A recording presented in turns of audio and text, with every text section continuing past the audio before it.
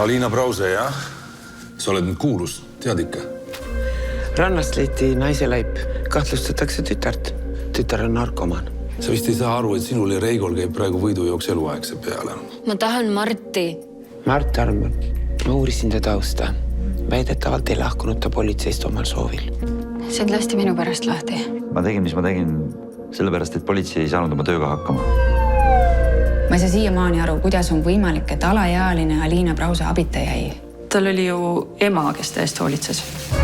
Alina, räägi, mis su ema juures toimub. Sina pead talle keset tööd narkot tooma või? Unusta ära. Ma lähen ema juurde tagasi. Mis sul viga on? Sa tapad end ära. Kahjuks sellistel tüdrukutel käivadki narkootikumid ja prostitutsioon käsikäes. Tule sisse. Raha tahan ette.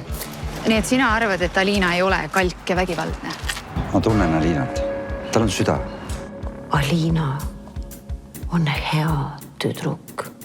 Ma kardan teda. See Renata korter oli üks põrgu eeskoda. Ema! Tule aita! Ema! Käsi käes nad poole